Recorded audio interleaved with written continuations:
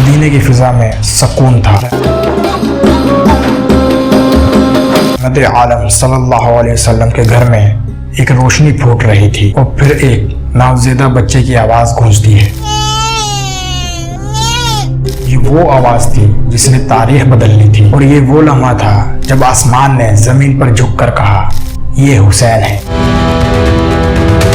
جن کے قدموں سے حق کی راہیں روشن ہوگی۔ کیا کوئی جانتا تھا کہ ایک دن یہ بچہ ظلم کے مقابلے میں تنہا کھڑا ہوگا؟ اور یہ کہانی ہے حسین علیہ السلام کی، جو ایمان کی علامت بنے اور جن کی زندگی کا ہر لمحہ حق کی روشنی سے ہمیشہ منور رہا۔ امام حسین علیہ السلام نواسہ رسول صلی اللہ علیہ وسلم ہیں۔ علی علیہ السلام حضرت بی بی فاطمہ علیہ السلام کے بیٹے ہیں۔ ان کی ولادت 4 ہجری میں مدینہ منورہ میں ہوئی۔ رسول اللہ صلی اللہ علیہ وسلم نے ان کا نام خود حسین رکھا۔ ان کے کان میں اذان دی، اللہ اکبر اللہ اکبر، اور فرمایا، حسین مجھ سے ہے اور میں حسین سے۔ یہ جملہ صرف محبت نہیں تھا بلکہ ایک اعلان تھا کہ حسین علیہ السلام کی زندگی رسول اللہ صلی اللہ علیہ وسلم کے مشن کا تسلسل ہوگی۔ ان کی تربیت رسول اللہ صلی اللہ علیہ وسلم نے خود اپنے زیر سایہ کی۔ وہ بچپن ہی سے عبادت اور علم کی مثال بن گئے تھے۔ جب حسین علیہ السلام پیدا ہوئے تو رسول اللہ صلی اللہ علیہ وسلم نے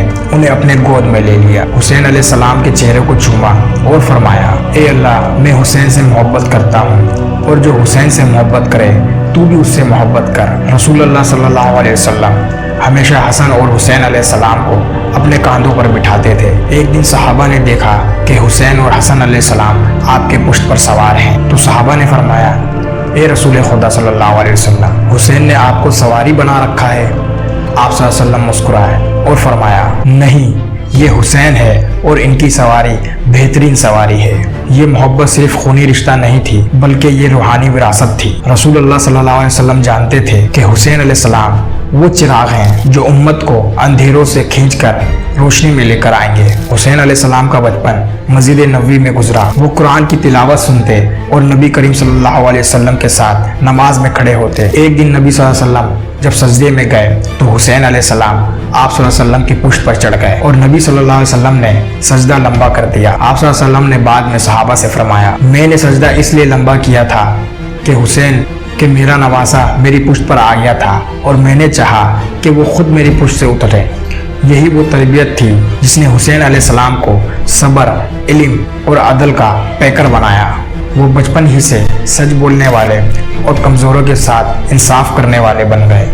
لیکن جب رسول اللہ صلی اللہ علیہ وسلم کا وصال ہوا، مدینے کی فضا بدل گئی۔ حسین علیہ السلام ابھی جوان نہیں ہوئے تھے مگر ان کے دل میں آپ صلی اللہ علیہ وسلم کی تعلیمات نقش تھی۔ تب انہوں نے اپنے والد حضرت علی علیہ السلام کے ساتھ رہ کر عدل، علم اور شجاعت کے اصول سیکھے۔ جب حضرت علی علیہ السلام خلیفہ بنے تو حسین علیہ السلام ان کے ساتھ ہر میدان میں موجود تھے۔